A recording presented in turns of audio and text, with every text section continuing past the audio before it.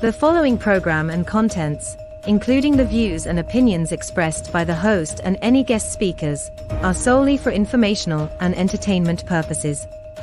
The views and opinions expressed are not endorsed or supported by Relmar McConnell Media Company, the X Zone Broadcast Network, their employees, affiliates, or advertisers. The host and guest speakers are solely responsible for their own perspectives, and their views do not reflect those of Relmar McConnell Media Company, the X Zone Broadcast Network, their employees, affiliates, or advertisers. The information provided in this program should not be considered as professional advice or as a substitute for professional consultation.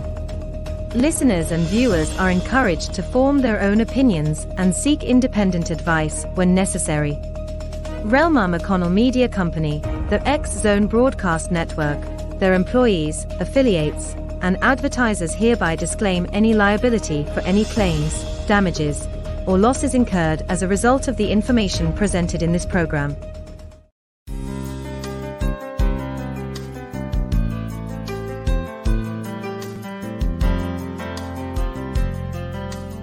Welcome to Mission Evolution Radio Show with Gwilda Wiyaka, bringing together today's leading experts to uncover ever-deepening spiritual truths and the latest scientific developments in support of the evolution of humankind. For more information on Mission Evolution Radio with Gwilda Wiyaka, visit www.missionevolution.org. And now, here's the host of Mission Evolution, Miss Gwilda Wiyaka. Mission Evolution is coming to you on the X Zone Broadcast Network and X Zone TV on Simul TV Channel 32 from our broadcast studios in St. Catharines, Ontario, Canada. This hour, we'll explore the latest on the fear that binds you. Fear is very insidious. It's daunting to consider how many of our choices and decisions are based on underlying fears rather than facts. Why have we become so fear-based? What impact is fear having on our lives? Does fear even have a purpose? With us this hour to delve into the topic of fear is R. James Case. His website, rjamescase.com. Jim, thank you so much for joining us on Mission Evolution. Hi there. Great to be here, Gwilda. Thanks for having me. So tell us a little about yourself. Well, goodness, it's been quite the adventure. I usually like to start around the time when I was a teenager at 16, simply because that was a critical turning point for my life. I had discovered early that I was a gay man as a young person, and I came out in high school. And at 15 and a half, 16 years old, I had been going out at night, leaving my parents' home and sneaking out. And so I came back one morning. At 1 o'clock in the morning, and the screen doors were locked and the house was closed, and I had to make a decision. At that point, the decision was go back into this situation, which was not going to be very fun, or get out and begin to explore the experiences of my life. And that's what I chose. I literally walked away in the middle of the night, had to walk 5 miles to, I know it sounds like we walked through the snow to go to school, but literally I walked 5 miles to go to the nearest town, because where we lived was a street in the middle of nowhere. That began a very powerful journey for me that took me on many different adventures.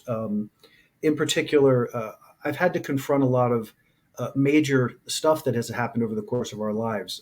I was diagnosed with AIDS in the 80s. I've done extremely well. I was working actually at a residential facility for natural healing in Arizona back a little bit after that, actually. That process began to open me up in ways that I'd never actually ever anticipated, because that was a physical and mental, emotional, and spiritual journey that was to unfold all of the old belief systems and ideas and structures that I carried in my life. And that evolved. I actually got married to a woman. I was married for 24 years. It was a choice in my life at that point, because there was so much connection, but also that I realized that by the time I was 20 years old, that if I didn't change the direction of my life, I probably wouldn't be alive by the time I was 30, because it was going that far out of control. So I worked with my now deceased wife, but worked with Mona for 24 years. She was an amazing teacher, amazing amazing partner. We ran a residential facility where we worked with people that had anything from lupus to AIDS to Epstein-Barr to all the major diseases. They come and stay with us for 6 weeks to 3 months, and we would work with them through the process, many of whom are still alive today through that process. And that led me to another part of the adventure. There was that in 2009, there was a lot that occurred, obviously, over the years, but the banner things in 2009, it became clear that I was no longer being really true to myself. I came out when I was in high school. I never got to experience that in a healthy way. I was very out of balance with it, which was what led to all of the excitement that I had dealt with. And then in 2009, I had one of those country music years. I was diagnosed with cancer. My marriage ended. I lost my house. I lost my job. And I was re-diagnosed with AIDS in September of that year. Due to the fact that I had chemo and radiation, it decimated my immune system so badly that occurred. I then, in the process of that, met my now husband, who I've been married to for 15 years. And unfortunately, over the course of that experience, he and I, in our interaction, me not realizing that there was more to the story. I didn't realize that I was as ill as I was. He ended up what they call seroconverting right in front of me, meaning he got the disease from me active. And we walked through that. Again, I was going through cancer in 2009, decided to end the relationship because I was no longer being in alignment with who I am at all. I had so drifted apart because I wanted this to work, but it was no longer really serving my life. Of course, I went back to work after the chemo and radiation, and I got fired the day I got back. My next question, Jim, was going to be, so how'd you get interested in fear? Yeah, so I've confronted a few little things along the way that sort of struck me, but it's all been marvelously structured because for me, this whole life experience, and really, truly, the reason I use that seminal moment as a young person is because it set the tone for me going forward, which was, I'm here to experience. I'm here to experience whatever and as much as I can of what this amazing place, this earth place has to offer. And so my life has been driven by that. And as a result, I had to find out what the fear business was in my life, because otherwise I couldn't take steps. Otherwise I wouldn't lean into new things, I'd be more about being afraid. You'll notice I'm wearing a catheter. In a year and a half ago, I got COVID and was put into the hospital for 15 days. And this is the gift that came out with that. And it's not a breathing problem; it's an absorption problem. So I clarify that because I'm not going to fall over because I can't breathe. So it became an absorption problem. But this is again another space where the opportunity to say, "Am I going to respond in fear, or am I going to respond to what is happening in my world, and how do I deal with it from here?" So the foundation of all of this has just been realizing that as I've stepped into every adventure in this experience, that I had to literally observe my life, to take a step back to say, what am I choosing in this moment? What am I choosing in this moment? What am I choosing in this moment? I still, currently with this whole process, I walk 2 miles a day. I'm still engaged fully in my life, and it sort of drives my oxygen suppliers crazy because I break carts and that sort of thing. Well, Jim, I know that most of us don't really appreciate feeling fear, but doesn't fear have a purpose? I believe in my experience, fear to me designates and shows where alignment is off. And when I say alignment, I mean we are as a being, I believe, an expression of source, God, however you want to call it. We are that expression here. We are creation realized. We are that spark of the divine that shows up here, that gets to experience through this perspective what this whole world thing is about. And so for me, I lost track of myself. Darn it. That's okay. I was asking you the purpose of fear, because it's, we have all sorts of emotions, and except for guilt, most of them have a real purpose in our lives. What is the purpose? I think they all have a purpose. I think, again, where I was going with that was that the alignment piece means here I am when I am in that space, when I'm in that zone of who my most authentic expression is. The emotions give us the chance to see where we are in and out of that alignment. So the more joy we experience, the more positive expression that we experience, that to me means that we're more aligned to the greatest part of ourselves. When we're in negative emotion, when we're in fear, when we're in all those expressions, those are saying, hey, your perspective and your larger perspective aren't in agreement right now. And there are levels of resistance that go into that create even more tension in that experience. So, Jim, how does that line up with? I live up here in the wilderness, and if I go out on my front area there, Mhm. and suddenly I'm round a tree and bump into a cougar, the Yes. hair is going to rise in the back of my neck. I'm going to feel fear. Does that mean I'm out of alignment? You see, fear There, is a real basic thing that started a long time before we had all these morals and stuff. right. So, And I think, go ahead. No, I'm sorry. Go ahead. so how does that align with what you're telling us? Okay. So I see fear differently than the survival instinct. So there is the thing within us that triggers that survival instinct. And in my experience, the survival instinct actually can trigger more of a hyper experience, meaning we become more of who we are and that our senses become heightened, our awareness becomes riveted. We can pull fear into that experience, or we can observe that, yes, this is happening, but I need to respond to this experience. Fear is a reaction. Response is different. When you're in that place of being threatened, there is a moment in there where you can give to the fear, which then reclouds your experience, or you can observe that there's fear and step into the enhancement of the survival experience in order to take the steps you need to navigate your way to survival. And then the after effect of that can, of course, obviously be you collapse and you fall, your heart's racing, you're crazy, you're like, oh my goodness, what just happened?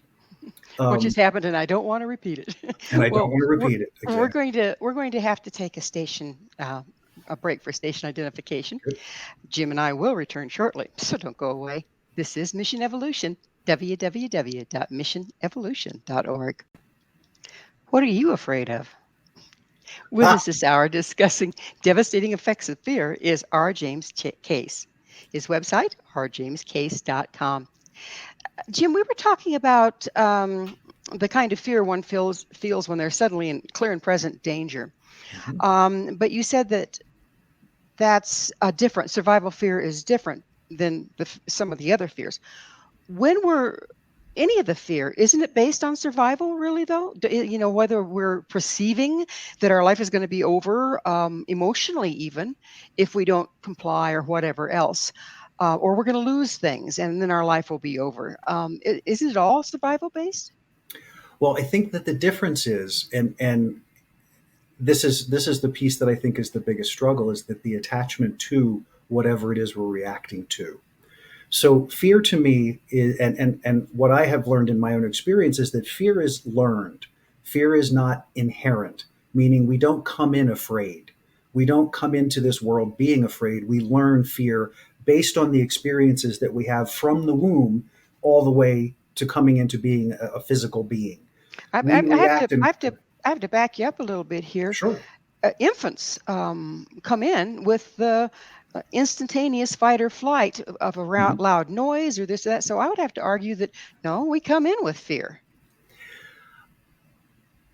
Again, I don't see that as they have no relationship. An infant has no context, so their responses are very organic, and we may assume that they're fear, but they could be nothing more than discomfort. They could be anger. It could be any number of feelings that go into that. But all of it is a feeling spectrum. It is an emotional spectrum. We learn over the course of our experience. I think that starting with, you talk about the kid coming out in the womb, the child is inundated with the mother's and the parents and the environment's experience.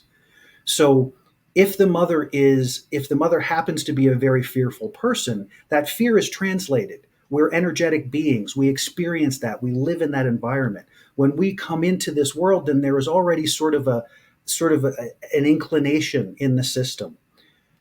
How we respond over time, and even as a kid, even if in the end it is a fear response, that child has no way to deal with that response other than to experience it. And that's the beauty of watching children, is that they experience it, they go through it, and they come out of it. And if there is nothing there to impact, to cause trauma, then it becomes a nothing event, right? There's a story, a quick story I like to share about how the impact happens. A little kid is playing with a red ball in the front yard. A little child, 2, 3 years old, playing with a red ball in his front yard, having a wonderful time, so much joy, throwing, rolling, playing with the ball. The ball bounces and rolls into the road, and the child runs to grab the ball and gets hit by a car. From that point forward, the child's mind will begin to associate the color red with danger, will begin to associate balls with negative attributes, will look to even possibly thinking that the idea of having fun with with a red ball is also a danger zone. So as little people, we begin to put together incorrectly, we begin to piece together these moments in our experience that then 10 years from now, I'm now a teenager and I'm playing ball in I'm playing a game or whatever, and a red ball comes into my world, and suddenly I'm having a reaction to this red ball, or I suddenly don't want to play anymore, or my system shuts down because red ball means danger. Whatever it is, the belief system that was built in my little mind at that point then becomes the belief system that I carry until I come to a point that I can stop and say, whoa, what is that? That's an unconscious response. I want that to come above the conscious threshold.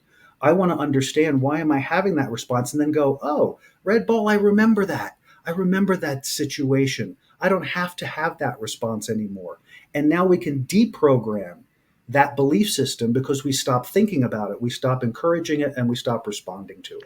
So we aren't talking about the emotions. We're talking about the then conditioned response that we build up around the emotions. Is that correct? Yeah, well, that's a natural process when we have no way to, all we have is what we go with in our mind, or our lack of experience in the world. Well, we have to build it around something, yes? So Sure. conditioned response is there to protect us to not make the same mistake twice, although it certainly can be a double-edged sword. It can be. Again, it serves for a while, but then when it becomes an obstacle, when it becomes a thing that pulls you out of your ability to be present in the moment, to engage with your life as it's showing itself to you, that no longer, in my mind, is now being driven by fear. Because that So belief system is sitting back here tickling everything I do, and it says, oh, no, don't go there. Oh, be careful. Oh, you might not, whatever the breath thing is, whatever that moment is, it's all stimulated by that memory. So we're not, again, the fear isn't the problem. It's the conditioned response and defense mechanisms built up around it, is what it sounds like to me. Is that where we're going with this? Well, I think it's a combination, because it isn't stagnant in the sense that it doesn't stay the same in every segment of your experience. As you become more adept at navigating the world, as you become more conscious and aware of your environment, as you're able to think complexly, is that a word? As you're able to think with more complexity, it begins to evolve and change. And that's where I see that fear becomes more of a tool, because don't forget, not only is that individual experience happening, but then there's also all of the messages we receive from authority figures, from the news, from the world at large, from our schools, from wherever. The message of fear: be afraid, be afraid, be afraid. Don't do this. Be afraid of people. Be careful. This person can hurt you. Be careful. This bit, whatever it all is, you begin. Then there's the integration and the entrainment into fear, which I think is another thing. And I think we're talking on similar tracks, but it's not a closed environment. It's not a one strand deal. So our emotions, can they serve as a guidance system rather than just a knee-jerk reaction? And if so, how do we get to that point? Absolutely. And that's what I honestly believe is the true nature of emotions. It is to say that it's showing me the guideposts of where I am. If I've made a choice in my life, and I use this, I use a technique, energy up, energy down. And what that means for me is that anything that I'm going to step into in my life, I lean into it. And if it causes my energy to spin up, if I get engaged, if I'm wanting to participate, then I'm all in. If that thing causes me to pause, if it causes my energy to drop, then I stop. I stop and I step back, because that's telling me that that emotion, whatever that emotion is, whether it's in the moment uh, I feel depressed, or I feel sad, or I feel confused, or I feel unsure, or I feel unworthy, all of those things are trying to inform me about what I'm leaning into. It does not mean that the thing I'm leaning into is bad or wrong. It means I am responding to it in a way that I'm not going to align successfully in order to achieve what it is I want to achieve. So stepping back for me is to say, let's take a moment and assess. I don't have enough information. I need more information. So I'm going to get that information, and then I'm going to lean in again and see where it takes me. So as part of the information gathering have to do with, where is this response to this emotion coming from? Sure, can be. Sometimes the story doesn't matter. See, the thing that's interesting to me about the mind is that the mind will make up anything in support of whatever your predominant energy is. So if you are in fear, the mind is supplying from your warehouse in the back there, the subconscious is supplying you with information of all these experiences that match the vibration you're currently confronting. The trick is that that's the identification process. Now you have to spin yourself out of that vibration in order to achieve a new perspective, in order to put yourself in a new place, a new vantage point of viewing this, so that you're no longer immersed in it, but you are the observer of it. So it sounds to me like your fear will throw you into the back brain, and the only thing you have in the back brain is fight, flight.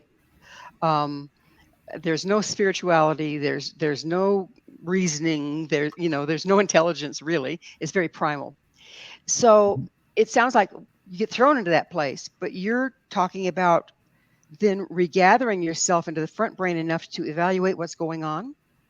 Yeah, and that's what I call getting into the observer state. So I think there is a distinction that I make here that may be a little different, and that is I do not associate the fight or flight mechanism with fear. I don't associate them in the same way, meaning they can trigger. The fear can be big enough that it can trigger a fight or flight response. It can retrigger, and many people go there because the button is so sensitive that it immediately triggers fight or flight. It immediately triggers survival. That to me is the inundation process that has occurred in just living in the world at large. Once you become conscious of that process, it is my experience that then you have the ability, there is a space between something occurring and your response to it. There's a gap. Can be little. Sometimes it can be really super tiny, but there's always a gap because you have in the moment the ability to make a choice. You have in the moment the ability, and sometimes it's horribly uncomfortable. Sometimes you're like the thing confronts you, and your system is in its auto response. It's in that and you have to stop and breathe into it and find your center, and then step into a different way. Now, for me, I use breath. Breath has been a powerful tool for shifting state, because what I can stop and do that immediately, and it will immediately change the state of my energy. Because as soon as I begin to pull in more life force and I begin to focus on that change, I can then spiral myself into a different perspective once again. It doesn't mean that the fear has gone away completely, and it doesn't mean that it changes immediately. It doesn't change what I'm experiencing. It changes my perspective and how I respond to. So I've jumped into that gap between stimulus and response. And I've said, okay, I want to expand this so I can give myself room to look at this. So I can give myself room to process this. Room to act instead of react. Is that exactly? Where we're on? Yes. Okay. Perfect. Okay. Perfect. Okay. I understand. So we are just about out of time in this segment. But on the other side, I'd like to go a little deeper into the different kinds of fear and how we can transmute it to our own purposes. Sounds great. All right. Jim and I will be right back to continue this discussion. So you stay right there. This is Mission Evolution. www.missionevolution.org. Can love and fear coexist? With us discussing love, fear, and illusion is R. James Case. His website, rjamescase.com. So, Jim, we've been talking about how, fear is many things, and a lot of the problem is not the fear itself, but the conditioning we've built up around it and the neurological pathways that we fall into without making choices, just going by what we've done in the past. Um, so now let's look at how these emotions interact. So, a lot of your work is around fear versus love. So can they coexist? And if not, why? Very basic answer, vibrationally, they're in completely different ends of the spectrum. So we don't live in a vacuum. So we have multiple experiences going on in in the world. We can have love for something in our lives. Say we love our pet, and we're having an experience of fear about said pet, and the fear is really running us. We're anxious. We're that something's seriously wrong. I got to do something. I'm really. I don't want my dog to die. All of that is the story that's built around the attachment to the dog. That is not love. There is no love in that experience. There is attachment in that experience. The love is the unconditional space that allows you to see that your animal is suffering, and then you lean into, how can I assist this? Can I offer us? Is there something I can do to ameliorate the suffering that I'm witnessing? And then that love guides your steps. That love guides your experience. It does not mean you may not have that fear jingling around back here. It's still a choice in perspective.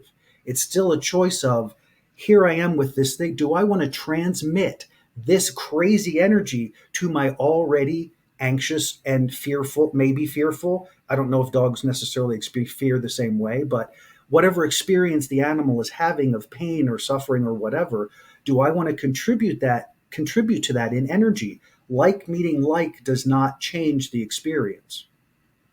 So bringing love to that experience means surrendering your attachment so that you can experience fully the love of that being. We get confused because we think the attachment is the important part, and it's the least important part.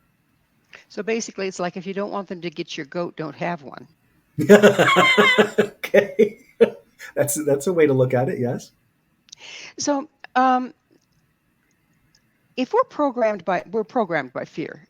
It seems like we're pretty much in a fear-based society. Am I off base here with that? No, I don't think so at all. No. Okay. If we are indeed programmed by fear, what's the point, and who's using it to manipulate us? So that gets into an area that I don't have a clear picture of, other than there is this experience that I call the mass consciousness, which is this energy of all of the collective thought energy. And in the context of that thought energy is the things that we kept thinking over and over, and the ways of being that we keep reinforcing. And part of that has to do with the construct of religion. Part of it has to do with the construct of business. Those two main forces, because our enculturation is about who we're going to be and how we're going to show our heart to people, both of which are used to manage and control people. Both are used to manage and to manage people. Over time, if you look through history, it's the same throughout history. We are no different really than what it was like in the Romans, except we have more science stuff surrounding our current reality than they had 2,000 years ago. We assume that. We don't know that for sure.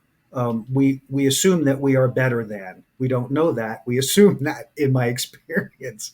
So, it's an interesting balancing point, because the entrainment happens from the word go, and the education system.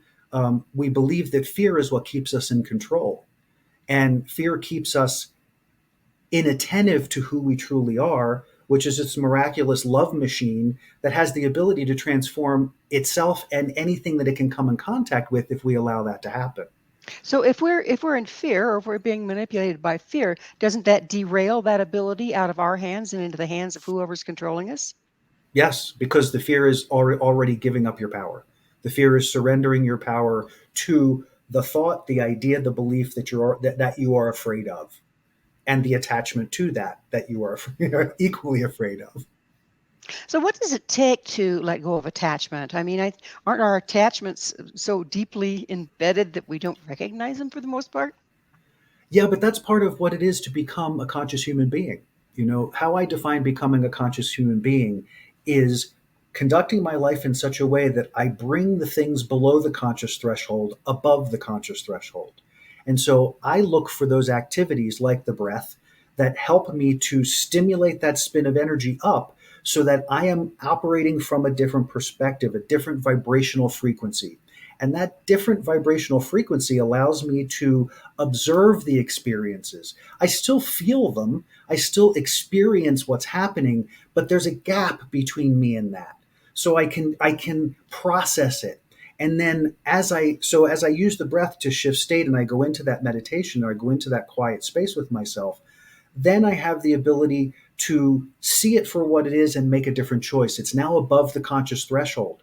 Sometimes with the emotion helps us to recognize that thing that is stuck in our craw, that thing that is holding our energy in place. And when we create distance from it, we can see it in a much greater capacity. And now we see the all of it, meaning we see, oh my gosh, I'm being afraid of X because A, B, C, D, or because, and you start to connect your own dots. You start to see the thread that you pull through your own consciousness that supports that. And again, you've brought it above the conscious threshold to say, this doesn't serve me. What can I do differently? How can I choose differently? What way would I go? And then sometimes that requires somebody who can help you with that. Many times, because you're in that new vibrational space, that connection to the highest self has the greatest amount of wisdom and powerful insight. That if you can be in that quiet space and not be attached to the outcome, you can and will instantly, and I'm telling you this from my personal everyday lived experience, that you will experience that insight and have a new way of viewing how you connect your dots. And as So soon as you do that, it changes everything. it sounds like, we have, it's a work in process. And so in other words, we get a stimulus, we're about to go into a response, and Yeah. then we have to do all these things you talked about. Is there enough time? Is there enough of that space to go through that whole process before we act or react? Sometimes not, but most times, yes. Most times, see, we think that cause and effect, stimulus response is this immediate thing that has to happen. That somebody said something to me, so I have to clap back. I have to step in. Somebody did I have to do this. Instead of recognizing that you're reacting to it, stopping, take a deep breath, ground yourself, be present in the experience. You still may have your nervous system going nuts, but you have a choice in that moment to say, you know what? I'm not in a space to respond to this minute. Give me a minute, or let me come back to this so that I can process this and then come back and respond to it in a way that is not reactive. Now, here I You've am you've at I'm sorry, go you've ahead. you've spoken a lot about taking that breath. So Yes. exactly physiologically, what does that breath do? How does that help? So see how to describe this unfolding. So the breath for me is life force. It's chi. It's prana. It is the essence of the energy that animates this whole body. Without breath, we are nothing. Without breath, we don't exist. Without breath, you stay on the planet. So the process of breath is about reconnecting to that source of energy that is me. And when I breathe, I am reconnecting. I'm connecting up. I'm saying up because that's we have up and down. So I'm connecting up. It could also be construed as expanding. It can be So seen is as a it depend on, we take breaths in and breaths out all the time. So is it depend on your intention, what you're doing with that breath? I'm setting back into myself, I'm connecting up and down, and then from that space, I'm going to make a choice. So it's a different approach to breath, is it not? it is, and it becomes. I'm very aware of my breath all the time, but I've been doing it for decades. I've been paying attention to my breath for a long time. I was just working with a client yesterday, and we were doing a breath exercise, and it took 3 times before she could actually take a breath deep enough to settle her energy. Meaning she could breathe, she'd follow me, she'd breathe and she'd breathe and she'd breathe, and then she'd pull herself out. And then we'd stop and say, okay, now what I want you to do is I want you to pull this breath. So when you take the breath, I want you to take as much air as you can, as deeply as you can. And then I want you to release all of it, and then do it again, and then again, and then again. And then she would derail again. And then we came back and said, okay, what I observed this time is that it's not grounding. You're not grounding in it. Because what happens when you connect to the breath is that you immediately ground, you immediately become present. And this is different than just sitting where you're just sort of shallow breathing in the chest. This is a full-blooded, full-lunged experience. And I don't mean hard, I mean focused. Is it diaphragmatic breathing? No, it is. It can't. Well, no. I guess it incorporates the diaphragm because it's breathing through the whole body. But the idea of then there's lots of schools of breath. There are a lot of schools out there of how to use breath. The one that for me, what I have developed for me and the process that I use is one that is simply using in through the nose and out through the mouth, in through the nose and out through the mouth. And then I connect with the base of the spine and the top of the spine. So at the base of the coccyx and at the point behind the head, that little place where the spine goes under the occiput there, the mouth of the soul, I believe that's called sometimes. And I use those spots to trigger this movement of energy, this flow of energy up and down the spine. But I'm just simply using breath, and I'm engaging that breath. So when I inhale, my inhale is full and complete. And I exhale. And I want that breath to completely expel. And typically I try to expel more than I take in, because there is part of the breath process that the CO2 is as effective as the oxygen. Go ahead. So we're just about to go into another station break. But does this start to have permanent effects rather than you having to hyperventilate every time a situation arises over and over and over again? I wish I had the opportunity to demonstrate this for you, because I can do this breathing at a very rapid pace for a very long time, and I don't get dizzy. I don't lose my stand. I'm able to completely function. Well, the dizziness is a function. It is that magic moment. So please stay with us as Jim and I continue to explore the many faces of fear. This is Mission Evolution, www.missionevolution.org. Do you believe fear separates us from ourselves? This is Mission Evolution, missionevolution.org. We're continuing our discussion with R. James Case.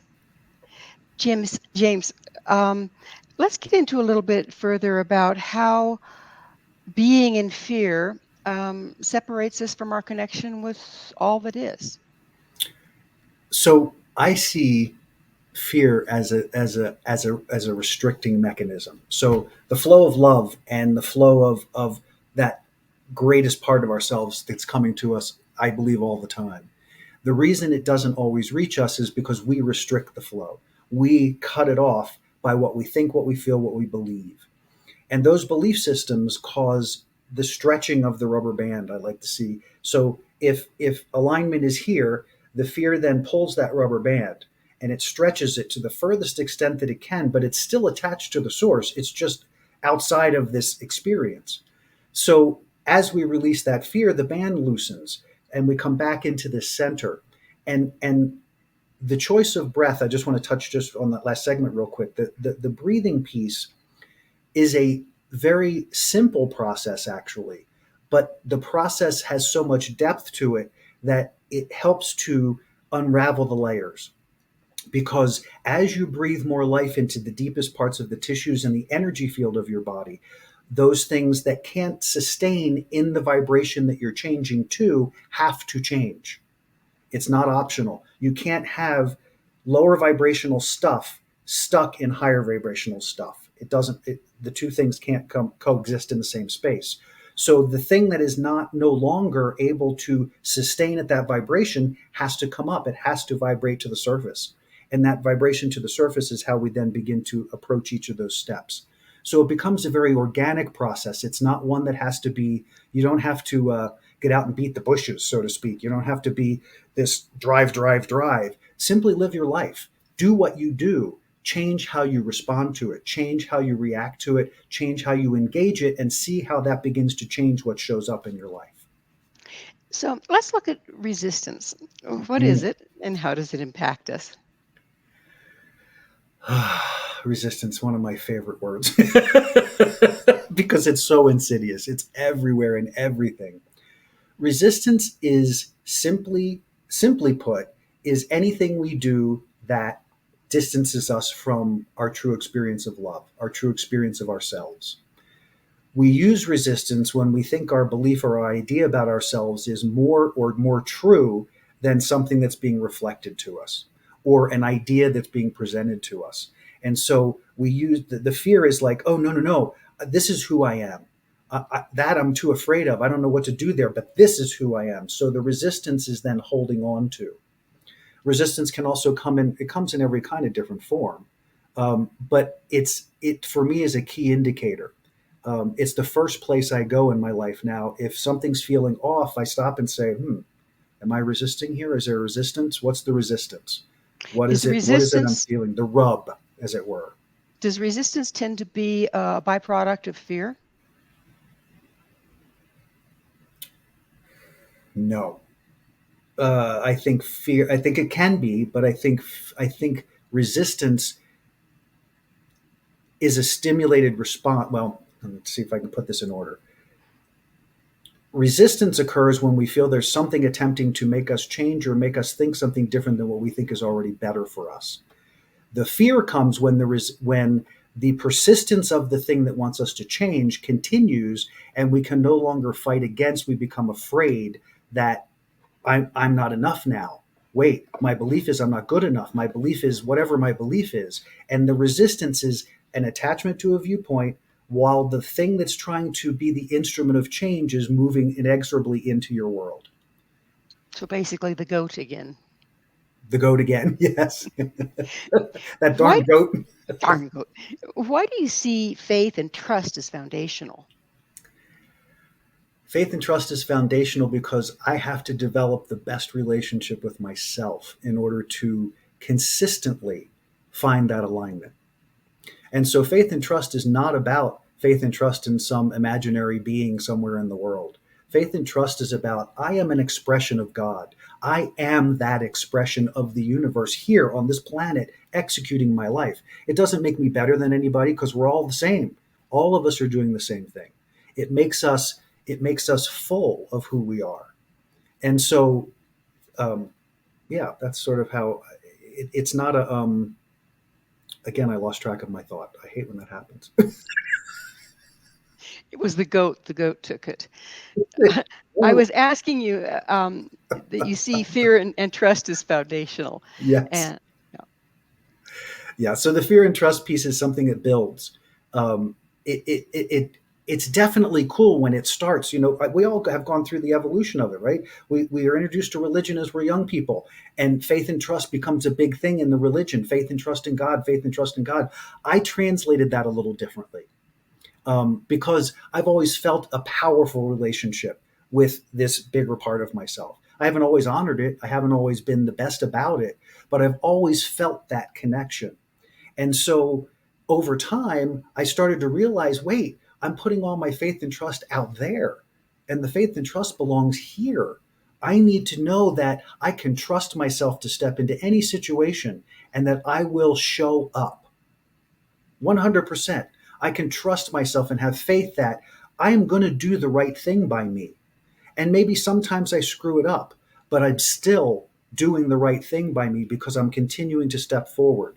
When this oxygen thing happened, there's a huge opportunity to just, withdraw from the world and go, my life, what the heck? I'm strapped to a bottle. I'm on 4 liters of oxygen. That's like most people are on 1 or 2, So there's so many places that fear and lack of faith and trust could completely derail me.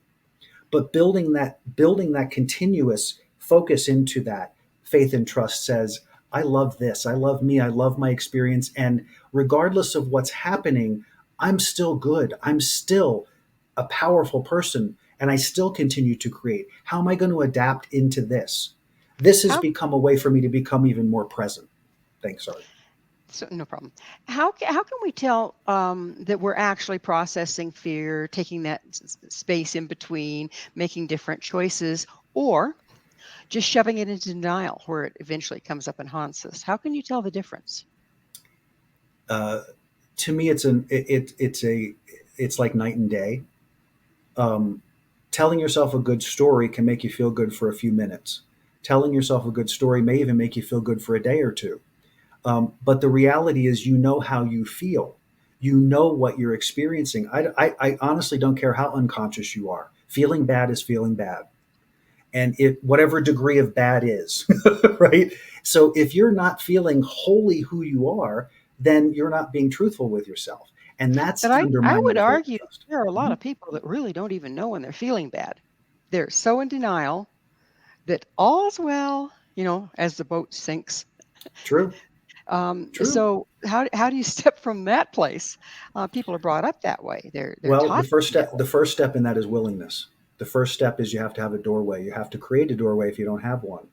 Um, the biggest thing that I find in my work is if there is not if there is not reception, if there's not a receptive environment, the work goes nowhere because I can't change you. I'm not going to change you. I'm going to create a framework. I'm going to create a space where you have the ability to step into that. But if there is no willingness to go there, there's nothing to have a conversation about. That person is in their process at a different place than somebody else may be, and that's okay too. There's nothing wrong with it. That's the evolution they've chosen and that they're walking. And I'm So here if as I'm sure you are. I'm here if I can be of assistance. I'm there instantly. But if I'm not going to impose that because that's not my role. we're coming close to the end of the segment, so it's definitely end of the show actually. So it's definitely Already? time. You're real close.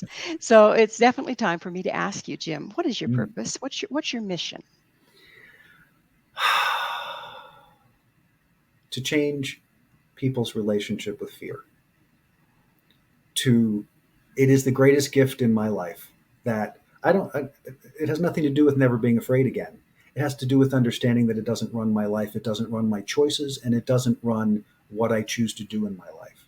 It is a mechanism now that I can use to show me how to better live my life. So what's your vision for the future? Should we actually start to correct, en masse, correct our relationship to fear? So many things will change as a result of that. It's hard to fathom in my mind, even as I do in meditation, it's hard to fathom the depth of the change that can happen.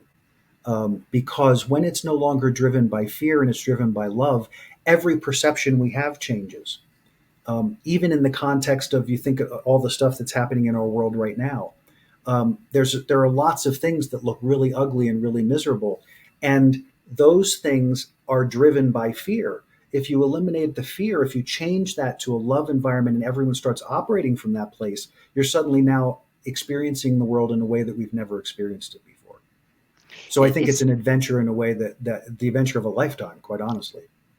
it seems like from what you're saying, we have things backwards. In other words, we think that the events in the world are causing the fear, when Right. indeed the fear might be causing the events in the world.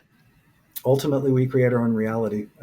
I believe that is a basic tenet of my life and any life. We create the reality we experience, and it's there for us to reflect to us how we feel and what we think. That's what it's for. So So if we're all you see is fear, then guess what? Pay attention. so we're not trying to abolish fear from what you're saying so much as change our relationship to it. Absolutely, absolutely. The war against anything is a waste of energy. It's a waste of energy. We're not trying to battle anything. We're trying to find balance. We're trying to find alignment. And so if you put resistance in that process, you won't get there from here. So fighting it is not of any value. Change is the value. Well, we're just about out of time. So, Jim, please, you, I believe, just published a new book. What's the name of it, and where can people find it? The book is called Fear is a Choice: Unraveling the Illusion of Our Separation from Love. It's available on Amazon, Barnes and Noble, Indie Noble. It's on Kindle and Kindle Unlimited.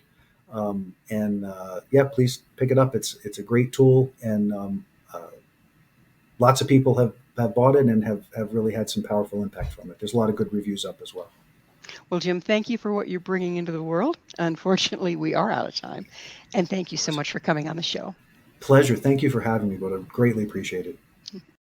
Our guest this hour has been R. James Case, the author of Fear is a Choice, Unraveling the Illusion of Our Separation from Love. His website, rjameschase.com. This has been Mission Evolution with Gwilda Wiyaka. For more information or to enjoy past archived episodes, visit www.missionevolution.org.